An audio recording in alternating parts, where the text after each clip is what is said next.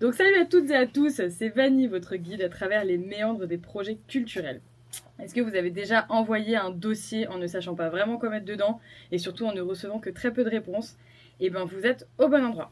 Bienvenue dans le kit de Survimana, la chronique qui décortique les outils pour organiser votre carrière comme une pro. Aujourd'hui on parle d'un sujet crucial, comment créer un dossier en quelques pages qui accroche les programmateurs et les programmatrices en 10 secondes. Parce que oui, ils et elles reçoivent 50 dossiers par jour, alors le vôtre a 10 secondes pour les convaincre. Un dossier, c'est une carte de visite. S'il est bien fait, il ouvre des portes, et s'il n'est pas bien fait, en général, il part à la poubelle, à la corbeille dans les mails. On va voir comment du coup créer un dossier en 4 pages, ultra efficace pour un premier contact, qui donne envie de répondre.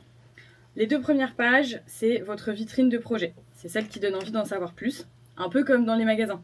Si vous passez devant et que vous ne voyez pas quelque chose qui vous accroche tout de suite, en vrai, vous continuez votre chemin. Pour un dossier, c'est pareil. Donc, petite structure possible que je fais rapidement. En page 1, vous mettez votre affiche. Elle contient un visuel fort, le titre de votre projet. Pourquoi pas une phrase d'accroche, quelque chose qui donne envie d'en savoir plus.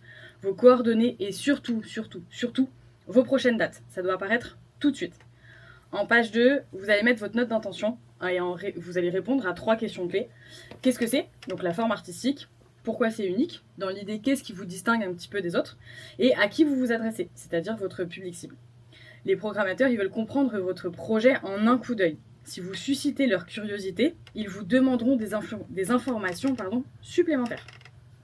2 prochaines pages que vous pouvez faire assez rapidement, assez facilement, c'est le moment pour convaincre. Page 3, vous montrez que vous êtes soutenu. Alors comment, même quand on est au début, on peut mettre un retour positif, un logo de partenaire, un extrait de quelque chose qu'on a dit sur ce que nous on faisait, ou même pourquoi pas une citation presse si vous en avez.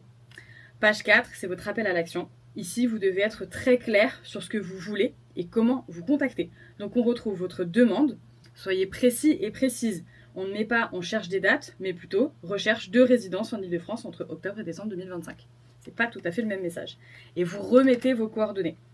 Donc pourquoi ça marche? Parce que vous donnez à la programmatrice ou au programmateur tout ce qu'il lui faut pour répondre et poser des questions s'il en a. Dernier point, probablement le plus important de la chronique, la lisibilité. Un dossier illisible sera ignoré. Alors 1, choisissez des polices lisibles et des couleurs qui facilitent la lecture. 2, faites relire votre dossier avec un chrono.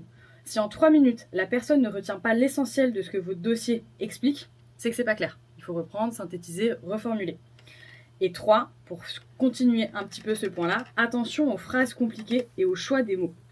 Pensez au fait que la personne qui vous lit n'a pas tout le processus de création et de réflexion que vous avez.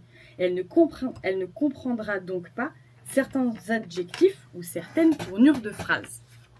Je pense très fort au mot organique qu'on retrouve beaucoup par exemple chez les danseurs, qui ne veut rien dire techniquement si on n'a pas l'intégralité du processus.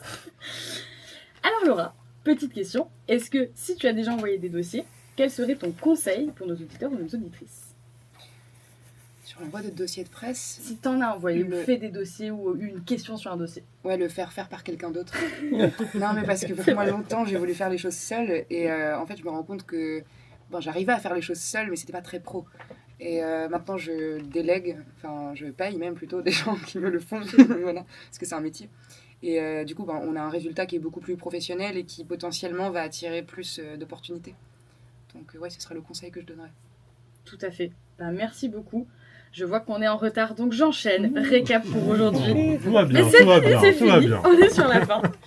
Un dossier en 4 pages, c'est votre passeport pour vos interlocuteurs et vos interlocutrices. Gardez une structure synthétique. Page 1 et 2, identité et intention. Page 3 et 4, preuve et appel à l'action. Si vous voulez plus de conseils et d'astuces, on se retrouve comme toujours sur le Instagram de Vimana Paris. Et surtout, on se retrouve la semaine prochaine pour le kit de Survimana et un nouvel outil indispensable. Et n'oubliez pas, un dossier bien présenté, c'est un projet qui aura plus de chances de saisir ses opportunités. Merci Vanny, merci pour tous ces bons conseils. Nous, on en a pris. Je sais pas avec qui tu seras la semaine prochaine. Ah oui, c'est pas la semaine prochaine, c'est du coup le 27 octobre. En tout cas, on prend précisément ces conseils, on a tous pris les notes et voilà, pour le prochain dossier de presse, C'est important. Ouais. N'hésitez pas à lui parler sur Vimana, les réseaux sociaux, important. Vimana. Elle fera le taf, elle fera le taf.